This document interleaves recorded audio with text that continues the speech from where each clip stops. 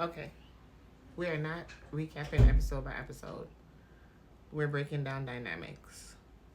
Because episode 9 and 10 were not about events, they're about shifts. And Miami just exposed everything that was already cracked. Let's start with actually started.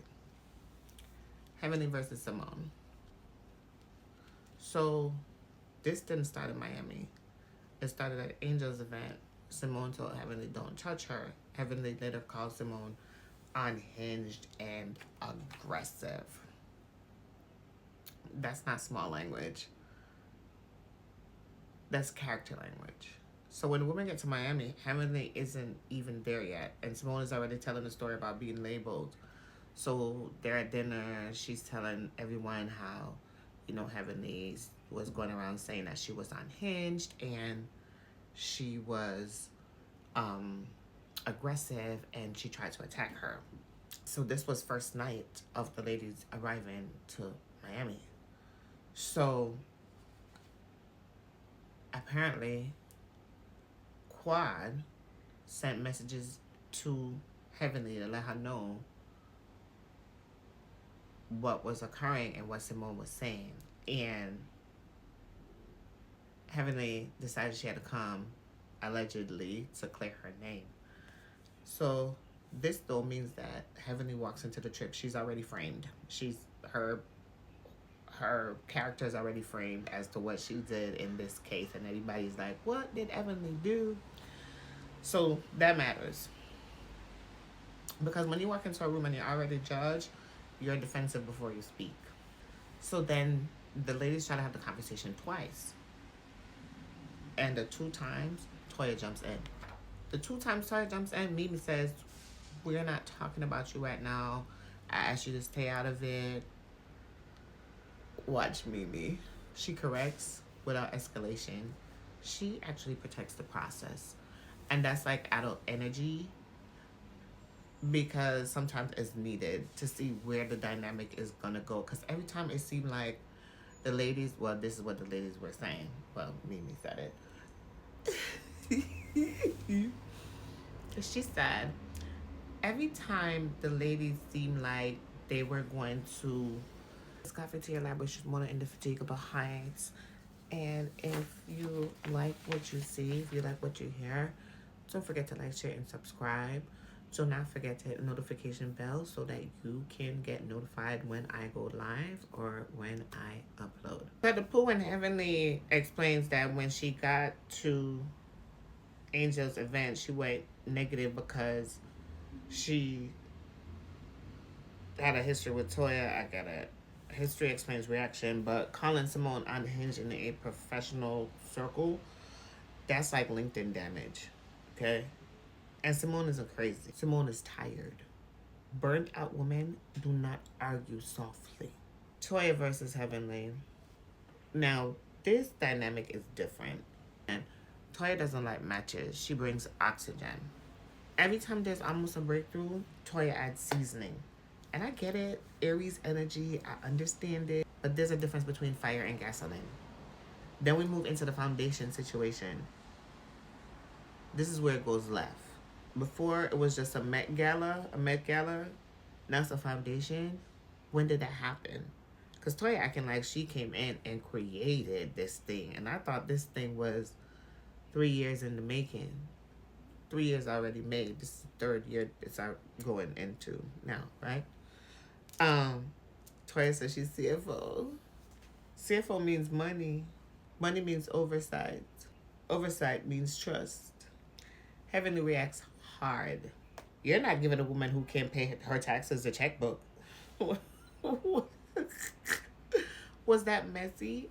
Yes. Was it random? No. Heavenly felt displaced because Jackie made Toya CFO. I mean, in this moment, I could see where Heavenly was not feeling Jackie's decision to make Toya the CFO. And because of that, they actually said, okay, I'm going to go ballistic. It seemed like that's what Heavenly said, because it seemed like Jackie making Toya the CFO hit loyalty. Yeah. Okay, so Heavenly versus Jackie, and this is the real fracture. This is the real fracture. Heavenly arguing with Toya is normal. But when Heavenly says Jackie told her Toya said that she was unprofessional and terrible to work with and laughable and mentions $2,500 and like Toya not being able to pay it. That was,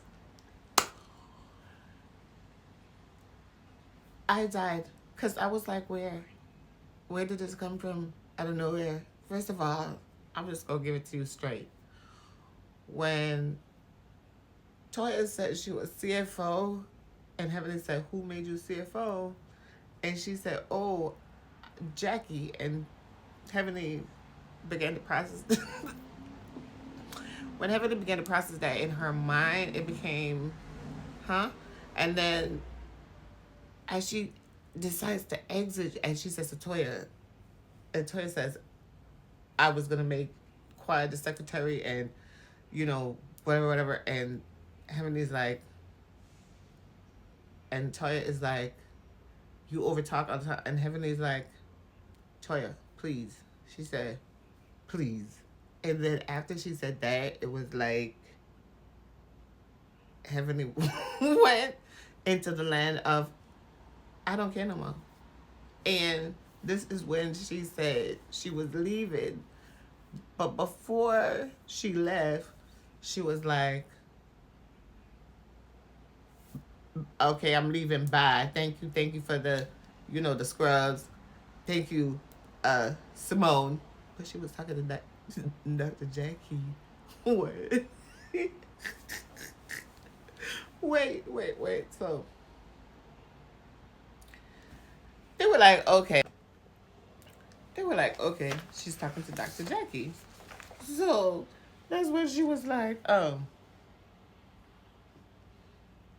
She went from "Thank you, Simone" to Jackie said to Toya, though. She said, "Jackie said that you were unprofessional and terrible to work with." So Toya's face is like, at Jackie. And Jackie's like, "No, I did not." And Heavenly's like, "Yeah, yes, you did. You know you did. Like, you did." And Jackie's like, "What?" And Heavenly is like, so Heavenly is like,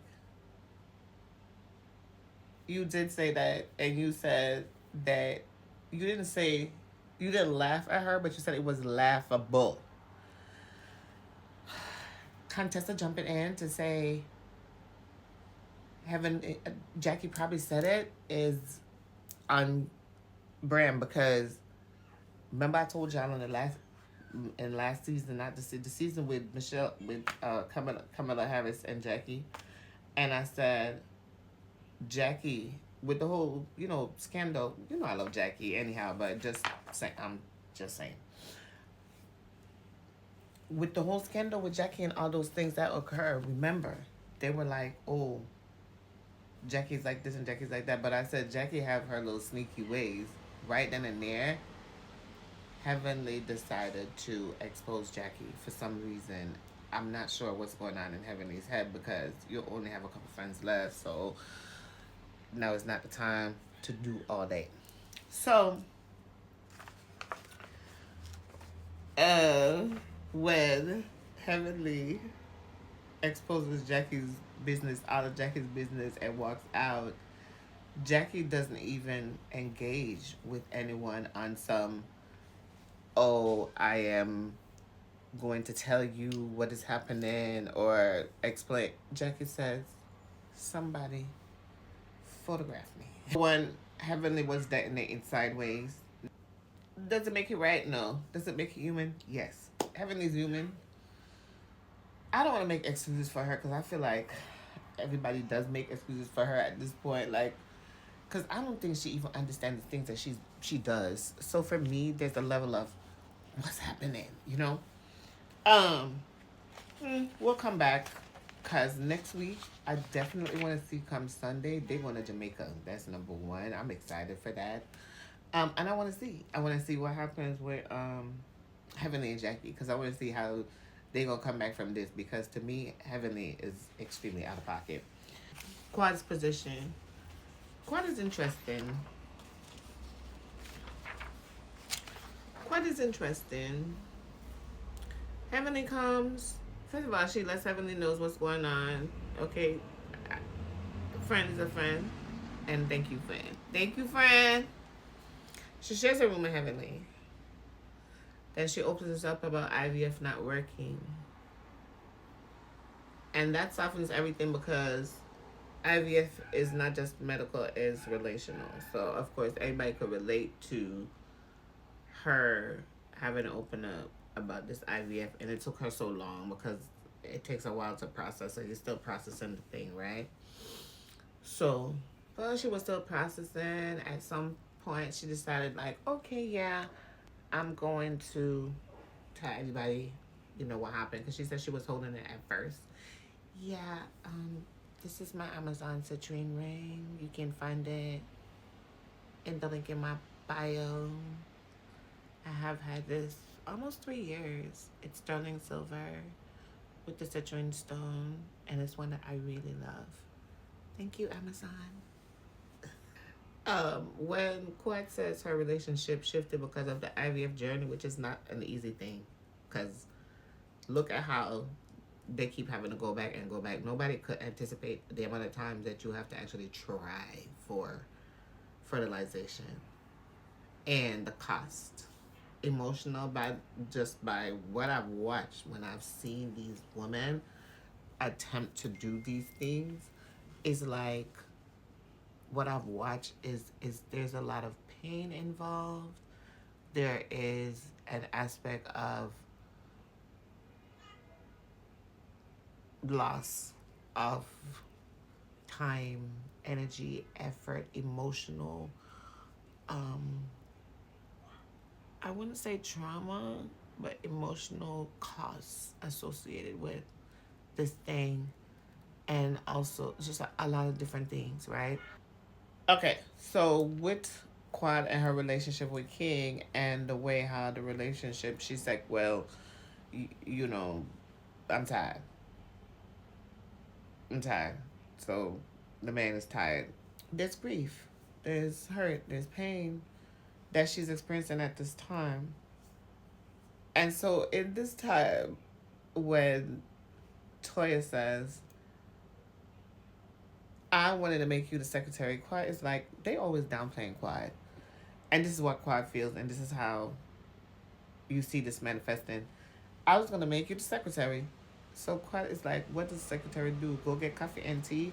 Quad is nobody's secretary, okay? Not. Never. When she says she's nobody's secretary, that's hierarchy protection. Quad understands positioning. She always does. She knows how to position herself, position things, and she understands where people are trying to position her. So she always finds a way to come up off of me, broski.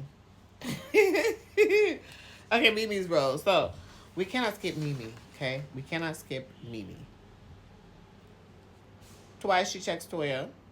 Twice she protects the conversation between Heavenly and the ladies for there to be some understanding. To try to bring a breakthrough between Heavenly and Simone. She also corrects in subtle ways.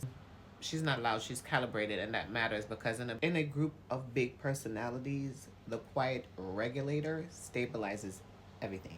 And that's how I see Mimi. I feel like Mimi's a regulator. I do feel like Mimi's earning her check because Mimi gets involved in every scene. And the way that she does it is very subtle. She's not like taking over the scene, or like I don't ever see her really trying that much. Like when I position her and I look at her and I look at Brandy and their actions, I feel like Mimi fits in the scene. I feel like Brandy tries to see if she can be seen in the scene, and that's not working. So I have my eyes on me. Let's talk about the men. The husbands, they go to play darts and they disagree, but the men go play darts, right? Let's talk about the men for a while. They disagree, but they don't exile. They don't like kick people out of the group. The only time I saw that happen was the last season with Greg and King. Eugene and Damon have this residual tension. Okay, so let me rephrase that. Every time the men come together, there's this tension between Eugene and Damon. And the reason is because of their wives. And I think, if I remember correctly, it goes back to I don't know if it was an interview, a live, or whatever, or a couple of them, that Heavenly did where she was speaking about Greg, about Eugene. And as she was speaking about Eugene, it was like negative things, and Eugene and Toya began to take offense to that. And then Damon, Eugene may have felt, and the men, and maybe some of the women, felt like Damon should try to rein Heavenly in. But I don't know how easy it is to rein her in, because even when Damon is there, when she gets to the point, like, he just be ignoring her too. Like, if she say, "Come on, Damon, we leaving," they leaving, but he not gonna go stick his head in there. He lets her fight her own battles. He's not running over there like, "Oh, here I come to save the day." Nobody's doing that. Remember in the season where they had the reunion where Dr. Damon and Dr. Eugene were discussing that they were doing business together. They were working together, sharing clients, like referring clients to each other, helping each other. Somewhere, somehow, it was like that was money. But you don't mix business with friendship, and you don't mix business with pleasure. So this friendship brought about some kind of business. It seemed like Eugene was kind of like a mentor for, Dr. Damon was kind of like a mentor for Eugene at some point, maybe. Um, a little bit, not in big ways, but anyway, they had this business relationship, and because of the animosity between the two wives, the relationship broke down. And I don't want to recall incorrectly, but I think it was Dr. Damon who stopped referring the patients, or Dr. Eugene who stopped referring, somebody stopped referring patients, somebody like took themselves out of the equation. So they have this residual tension from this old business stuff, in addition to how their wives. Um, so Dr. Damon and Dr. Eugene have this old residual stuff from their wives, how their wives interact. So that residual tension never fully went away. Eugene and Damon is always they each having to defend their wives when it comes to a group of men, or have a little say about what their wives are doing, because it's a big thing in their dynamic. So they asked King about the IVF. He didn't reveal details because he wanted to make Quad be the one to reveal whatever was going on. And I think that's discipline, because I think King knows how to move and so on. King does, he talks enough, a lot, and good. Yeah, I know. I like it. Like, I feel like he has become a part of this group. I feel like he is very much vocal, um, very much seen, very much present, very much doing the thing. So, episode 9 was about damaged reputations. Episode 10 exposed loyalty fractures. It was random. I think she was triggered. Um, Toya wasn't innocent. She was provocative. Jackie wasn't neutral. She was positioned. It didn't cause the cracks. It revealed them. If you keep pulling archived receipts to win arguments, you're not healing. You're archiving. Hey, it's a girl, Mona, Indefatigable High School Coffee Tea or Labrish. If you like what you hear and you like what you see, don't forget to like, share, and subscribe.